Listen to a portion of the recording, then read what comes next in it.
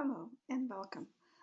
This is Irene Polakov with Top Quadrant, and today we'll take a look at how to define ontologies with TopBraid EDG.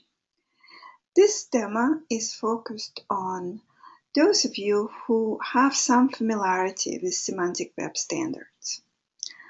If you're new to this technology, but need to work with ontologies in order to, for example, define new properties or attributes or relationships for your taxonomies, or need to define a model behind a reference data set, or want to configure and customize some of the pre-built edge models, there are focused tutorials on these topics. And you probably are better starting with them. And then when you're ready to learn more about technology behind the scene and various technical options, then you could come back to this tutorial.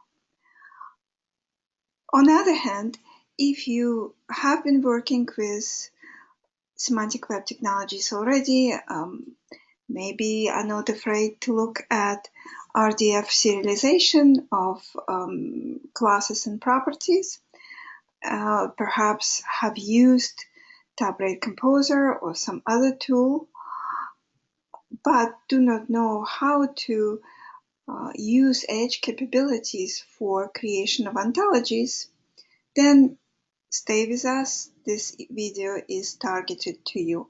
We're going to go over some simple concepts, but at the same time show some technical underpinnings behind it. All right, with that, we're on the home page of TopBraid EDG, and we're going to create a new ontology. So first we're going to go to the ontologies page. As you can see, I already have multiple ontologies here, and I'm going to create a new one. I'm going to create a model about employees and organizations, so I'm going to call this ontology employment. I can create a default namespace for this ontology. A default namespace is used to as a default for creation of the URIs for my classes and properties. So, for example, let me do something like this. Typically, if it's a graph with data, the URIs typically end with a slash. For ontologies, convention is more to end it with a hash, but either one is supported. That's your choice. I could also enter a description here, and I'm going to create the ontology. So now I have a graph in which I'm going to put my my new resources, classes, and properties, and so on. I could import RDF file if I already have an existing file with the information I'm looking to extend. I could also import from a spreadsheet, but before I do that, let me show you another tab. When this ontology was created, TopBraid EDG assigned a graph URI to it. And this URI is not changeable, it's managed by TopBraid EDG. However, you can assign this graph an external graph URI, for example, well, it could be the same as the default namespace, actually. Or it could be anything else you'll want it to be. Why is it useful? Well, let's say you already have some files that define your ontology and you want to bring those files in. And those files may have all import statements to each other. So maybe you don't have a single file, but you have multiple files. And you want to reproduce that structure in TopBraid EDG.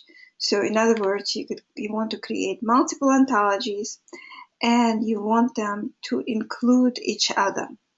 So to do that, what you would do, you would create the ontology corresponding to each of your files. the URIs will be different from the base URIs of your file, but you could use graph URIs to give them to capture the base URIs of your files. And then when you load RDF, after you've created all those ontologies, then you could go and load RDF into each of them, and the all imports will work perfectly. They will redirect to those graphs that you've created in TopBraid EDG. Further, and that's another reason to do something like this, if you need to export this ontology later on for use elsewhere, using the export tab, for example, you may want in the export use the URIs that you've captured as an external URIs, and that is also supported by setting those external URIs. Okay, well, with that, let's go into our ontology by clicking this ontology tab, and it gives us access to the content of the ontology. At this point, I don't have anything other than, all thing in the beginning of the tree, and available to me are all the classes and properties from RDFS, AL, or SHACL namespaces. I could create classes. So since we're dealing with employees, I'm gonna create a class employee. And note that the URI here is automatically constructed based on the label that I will type and based on the default namespace that I specified. I could, of course, change it to be something else, and I could change the entire thing. So if I wanted to align with some other URIs, I could do that here. Let's say, so I have created a class employee, and I could give it a description. And let me create a class department, because I know that later on I'm going to be creating a relationship between them. So now I have two classes. Let me start creating properties for those class members. I have a couple of icons here. So the orange icon here lets me create new classes. And if I wanted to continue to building the subtree of the classes, I just select the parent and I keep on building, or I could drag and drop like this, which of course I don't want to do, so I'm going to go back. And then the next icons are for creating properties. The green one let me create the data type property or an attribute. The blue one lets me create a relationship. So for an employee, I want, let's say, first name. I want a last name.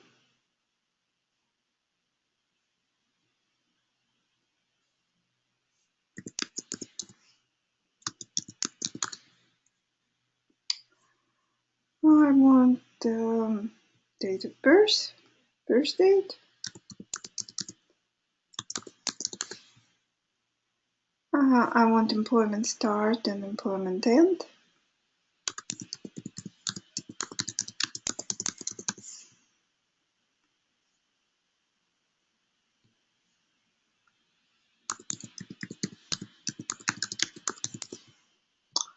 And I want to capture their department as a relationship. So now I'm using the blue icon, and I'm gonna use a property department or employee department.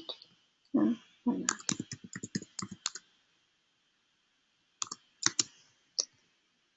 All right. So I have my properties in place.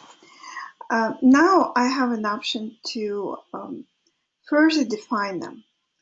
And with that, I have three options. Let me do something else. Let me also do employee ID.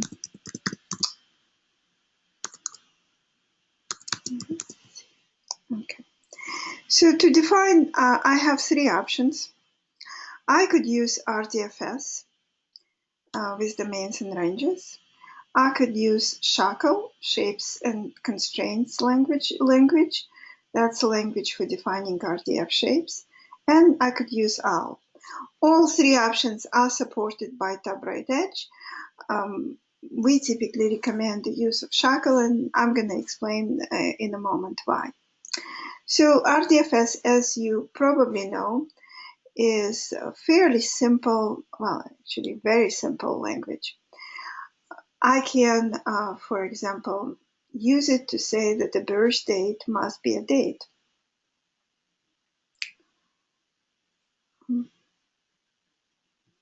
Oh, I'm done.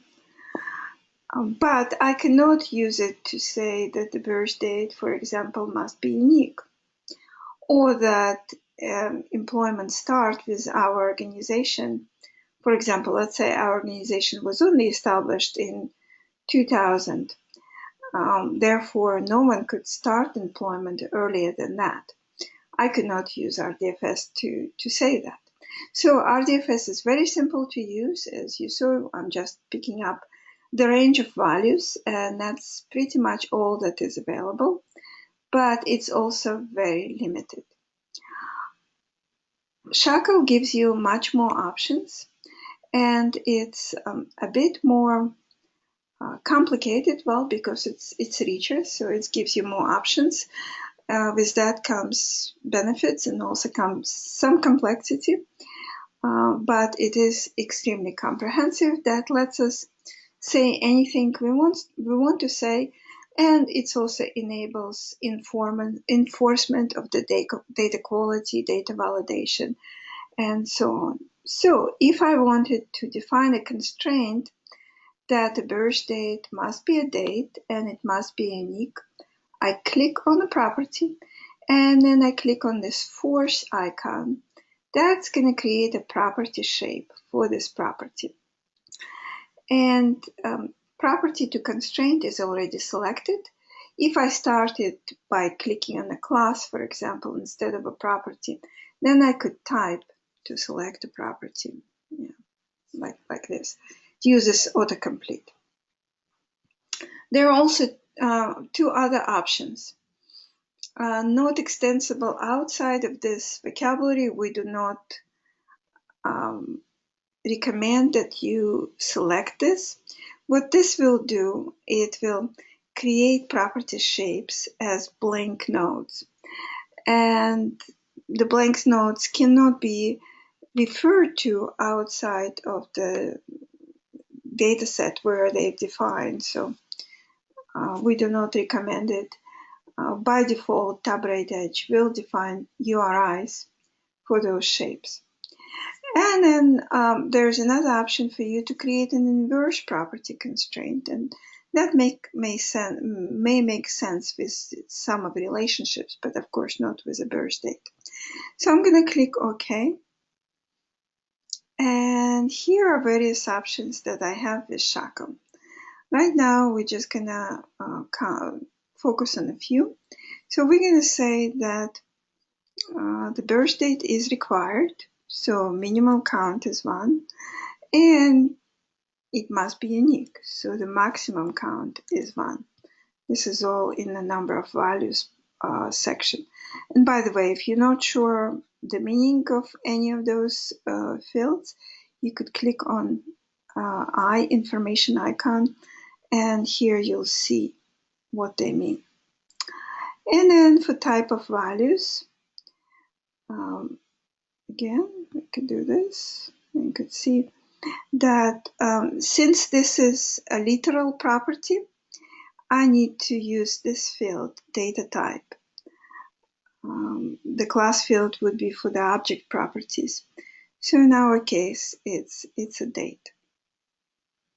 And this is pretty much all I need to do to create a shape.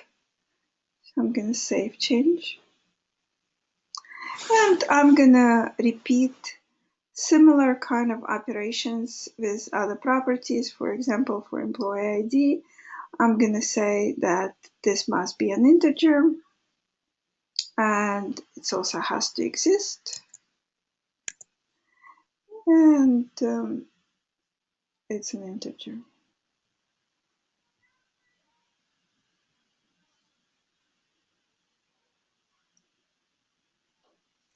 For the employee department, I want to create a connection to a department so that I could only use departments as a value of this property. Right? And for that, I will use this field class, and I'm gonna start typing and autocomplete. I'm not gonna require it or even say that it must be one. I could do that, but at this point I'm electing not to do that. All right, let's take a look at our employee ID class and what we now have at this level. You see we have 3 shapes that specify what value properties of employee must have. Birth date must be a date. It's required and has to be 1. Employee ID must be an integer. It's required, must be 1. And the employee department must be a value, a member of the class department. I could also say more about employee ID. I just clicked on that shape and now I'm transferred back to it. And I can, for example, say that, well, my employee IDs come from, a certain range of values, like have to be under 10,000 or have to be 5 characters long. That is available here. So I could say that it has to be exactly 5 character long. So it's an additional constraint that I could define. Going back to the class. All right, and we could take a look at, if we want to know all the properties that member of the employee class should have, we could take a look at the relevant properties table. And this will generate actually 2 tables. One is on describing the attributes that could be used, and another one describing relationships. And I could also take a look at the various diagrams showing me a diagrammic view of the classes. So here all the properties, and here's the relationship with department. And as the model gets more complex, we could also extend it and show such association views on several levels. So far we've done something with employee birth date and employee department and employee ID using, as an example, RDFS and using SHACL. So now let's say if we wanted to create an employee, an instance of the class employee, as a rule, we do not recommend it doing this in the same data set with the ontology, but rather recommend creating a separate graph for your instances. But it is possible, nevertheless, it's possible here. So for example, for test purposes, you may want to take a look and see how the form for the employees would look like. So I'm gonna create a test employee.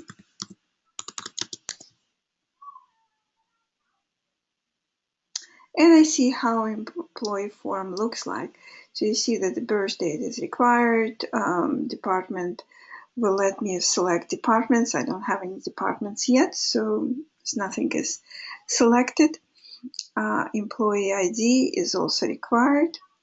And then there are all these other fields that I've specified. They are not presented in any order, and they are not grouped in any way.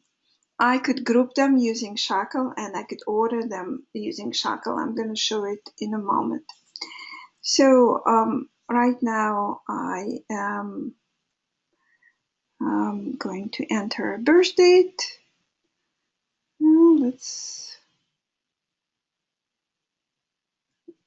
Obviously we want something fairly far away, so long ago. So it's me doing something like this. 1988. And we're going to save changes.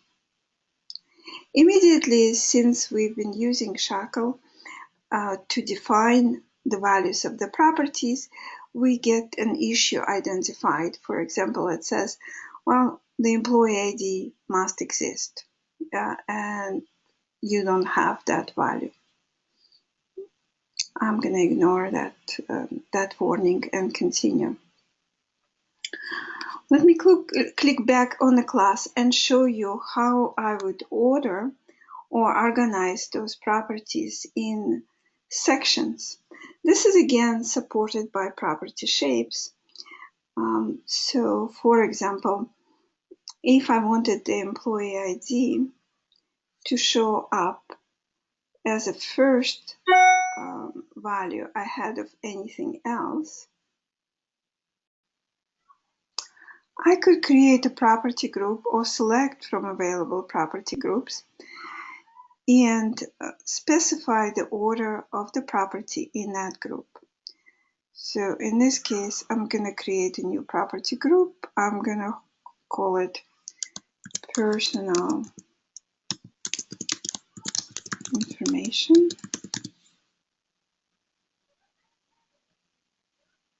Okay, and I'm going to say that employee ID should come as a first value in that property, in that group. And I'm going to save. And I'm going to put birth date in that group as well by changing that shape. But I'm going to put birthday below the employee ID. So I'm going to put it into the same property group, personal information, but let's say I'm going to give it order 5. I'm going to save changes. I have not created shapes for all the properties, so not everything is allocated into various sections and groups, but I can already see how the property layout groups look like. You see I have a personal information property group, and that's the order of the properties. And until I allocate all the other properties in the groups, they're just going to be showing up in this other properties section, which is default. And they're going to be showing up there in alphabetic order. So let's see how it works. And I'm going to click on the employee. So you see the personal information section shows up. And you see that the employee ID comes ahead of the birth date. All right, that's a quick overview of how you could use SHACL to define ontologies. Let's now talk a bit about OWL.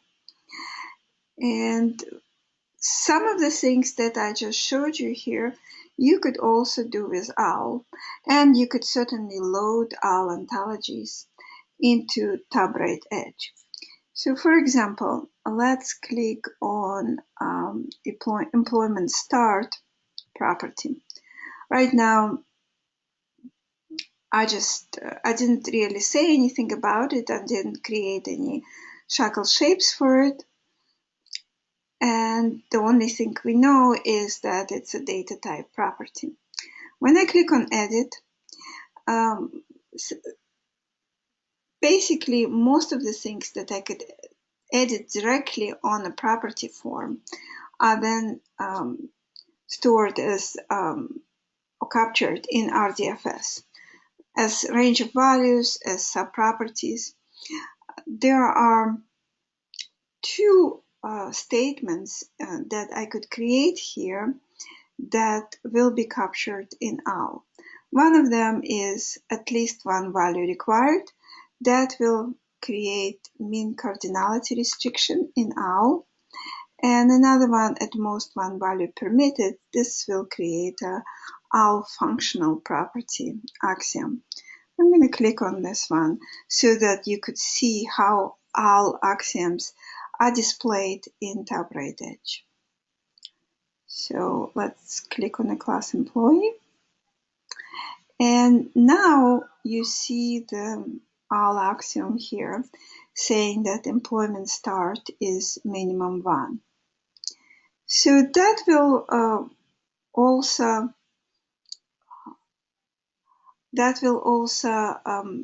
be reflected on the form in terms of not letting me enter more than one value for employment start. However, this will not create violation if there are multiple employment starts, because OWL is based on an open world assumption. Let me say it this way: this will not create violation if the employment start is missing, because OWL is based on the open world assumption. So let's see how this will work. And we click on our employee one. Let's edit. And let's actually enter the employee ID. Alright, it doesn't like it because it has to be at least 5 characters. So cancel out of here and do something like this. Now note that employment start has a red star next to it, indicating that, according to the model, it should be there. However, we will not get any violations because, as I have explained previously, this is OWL, this is open world. Minimum cardinality does not mean that the value has to be present in this data. It means that it has to be present in principle. It may exist someplace else. We don't know whether it exists or not. So there is no violation based on that. So that's one difference that you will experience when using with SHACL data quality.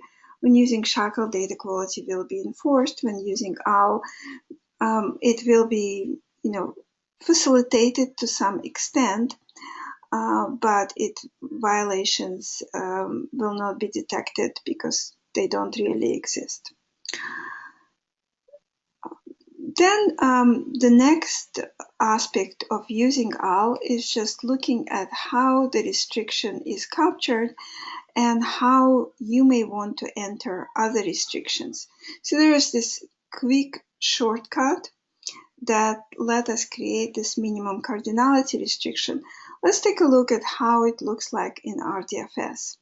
To do that, we could open this form in a separate tab, and this will let us look at the RDF serialization.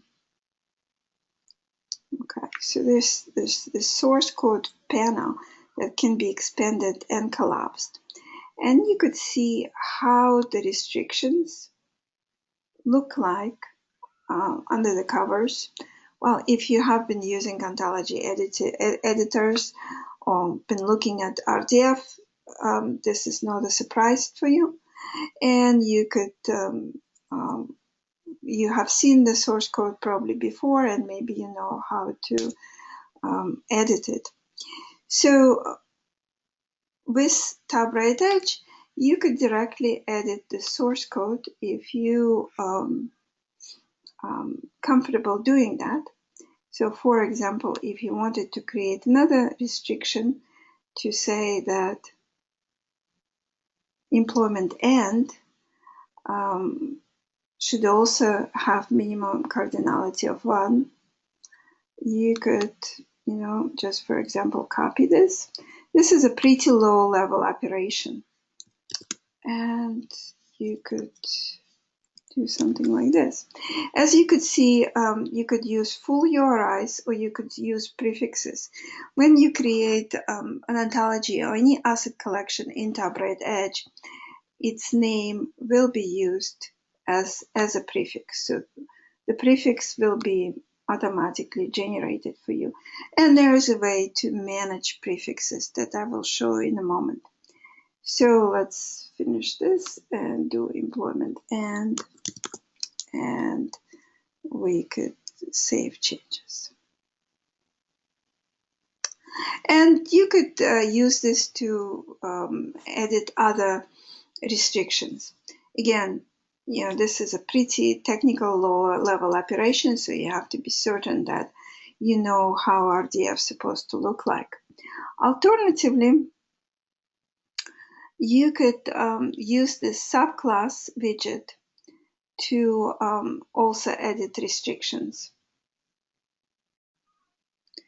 To do this, let's create another field for me to enter the restriction. You see how they are entered. And this now lets me select a class. This class is a subclass of, but I could switch the editor into the OWL axiom mode. And now it will let me enter restrictions using Manchester syntax. So, for example, if I wanted to say that employment start is maximum 1, I could use Manchester syntax to do that.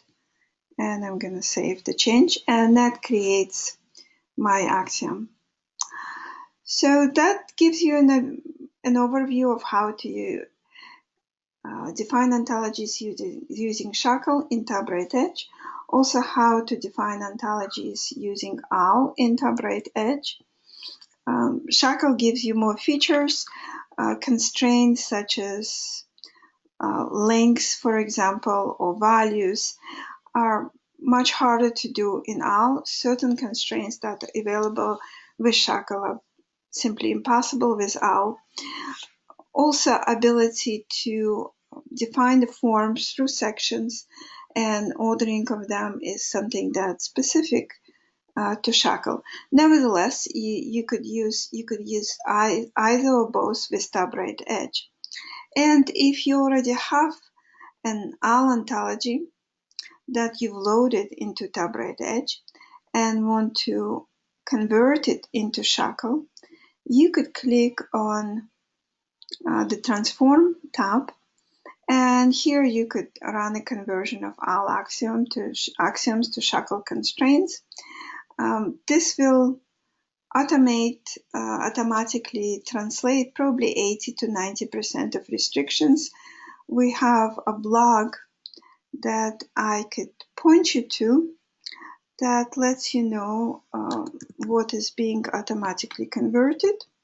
So go to topquadrant.com website and go to blogs, and there is this blog from OWL to SHACL in an automated way, and it gives you a detailed description of what will be converted automatically. With that, I only want to point out to one more feature that may be interesting. You saw prefixes that get automatically defined. In the setting tab, where you see the namespaces and external namespaces, default namespace, and so on, there is also a link to see namespaces and prefixes. Again, this is a fairly technical low-level operation, but you could add and modify prefix declarations here under the condition that you're being careful, and this is better done in the beginning when you're first setting up your ontology. And now finally, one more feature. I mentioned that typically you don't want your ontologies to contain instances. You want to create a separate asset collection for your instances, include the ontology in it, and then do the and then define the instances. Includes are available here by clicking on includes, and that generate all import statements. So to facilitate this working in a no instances mode, you could check this box, and then the panel for creation of instances is no longer available. This is also a manage tab is where you could, for example, modify the root of the class hierarchy. So if you have a busy class tree and you want to filter it down for this ontology to something specific, you could do it here. So now when I set no instances mode, let us see how that changed our editor display. So you could see I still have classes and properties, and could create them and view them, but I could no longer create any instances because the instance tab is no longer available. And by the way, on the right there is a search form. When we are in a mode that allows instances, the search form will let you search, define searches over instances of classes. Now when you switch into the no instances mode, then the search form will work over classes themselves or over properties. So just another hint. With that, hope you enjoyed watching it, and if you have any questions, as always, let us know, and thank you for watching this tutorial.